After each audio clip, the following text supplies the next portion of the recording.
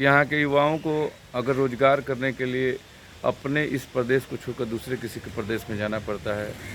अगर शिक्षा की बात कर लें तो आप देख सकते हैं कि मास्टर पहले जो पढ़ाते थे अब खिचड़ी में और इसमें परेशान हैं। पढ़ाई भी बद से बदतर है और यहाँ तो रोज़गार नाम का कोई चीज़ नहीं है। तो इसके लिए बाबा हम लोगों के बिहार में ऐसा क्या करना चाहिए जो खास हो? समस्त नवयुवक को जागृत होना चाहिए। सबसे पहले तो मैं आपके मीडिया के माध्यम से बिहार के हर जनप्रतिनिधि को और सभी नौजवान भाइयों को मैं बार बार रामदास उदासीन मौनी बाबा आश्रम से प्रणाम करता हूँ। जी बाबा बताएं। ये एक ही उपाय है जो नौजवानों को जगना होगा। जी। जब तक नौजवान जग करके अपने कर्म पर विशेष रूप से तटस्थ नहीं होंगे तब तक कोई रोजगार या कोई धंधा या कोई भी सरकार कभी भी कामयाब नहीं सिद्ध होगी। जी। भारत का इतिहास आजकल कुछ नवीन इतिहास बन गया है। जी एक मोदी जी के आने से। जी। यदि जनप्रतिनिधि के जो यदि बढ़िया हो जाए जी। तो उम्मीद है कि बिहार भी बदल जाएगा। बिहार के लोगों को एक दूसरे से नफरत दे करके नफरत ही फैला दिया गया। कभी रामचरितमानस के ऊपर उंगली उठा दी गई, कभी जातिवाद को लेकर के, कभी धर्मवाद को लेकर के। इस तरह से जो भी इस तरह के कांड होते हैं, इस कांड का सीधा प्रभाव नौजवानों के ऊपर होता है। जी। जो बिहार छोड़ करके अन्य प्रदेश में जब जाते हैं नौकरी धंधा के लिए, जी जी, तो उसे उसके नेता के करने का फल जो है उस सभी नौजवानों को भुगतना पड़ता है। जी। मैं समस्त जनप्रतिनिधि को हाथ जोड़ करके मैं प्रार्थना करता हूँ, विनती करता हूँ कि आप लोग कोई ऐसा कार्य न करे, कोई ऐसा प्रवचन न करे, कोई ऐसा वाणी न बोले जो आने वाली पीढ़ी को दबोच दे, पीढ़ी को नुकसान पहुंचाए।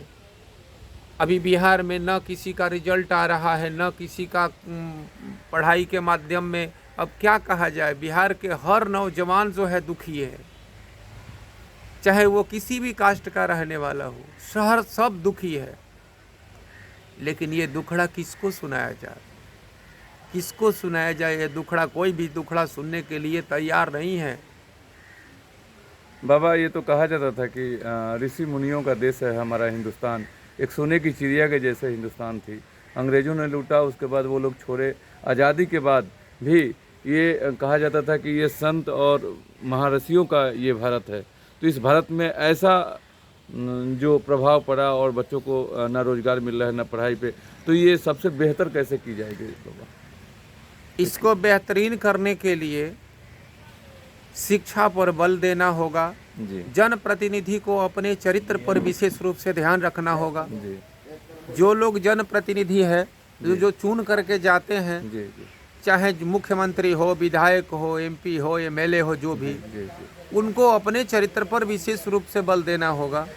क्योंकि उन लोगों का चरित्र उत्तम रहेगा तो बाहर के हर प्रदेश से मान मर्यादा और इज्जत मिलेगी।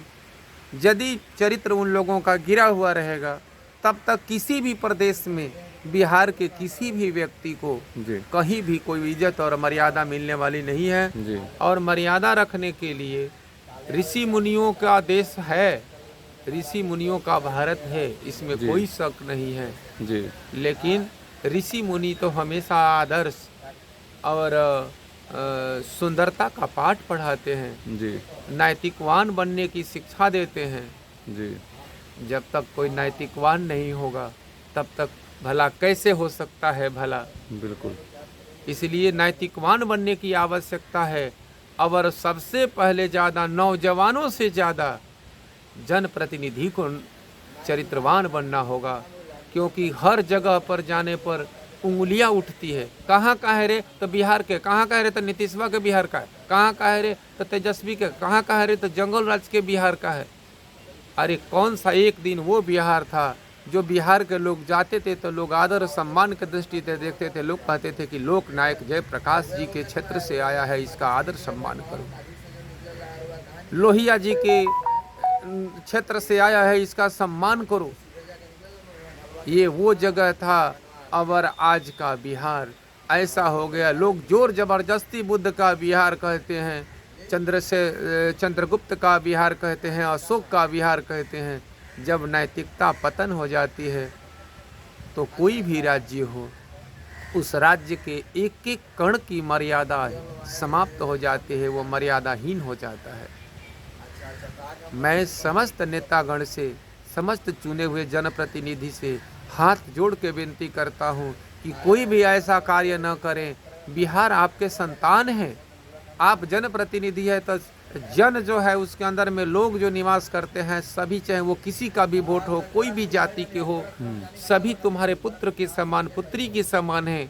इसीलिए कोई भी ऐसा कार्य न करे कि जो अपना प्रदेश छोड़ करके बाहर प्रदेश में जाए तो उसकी दुर्गति हो।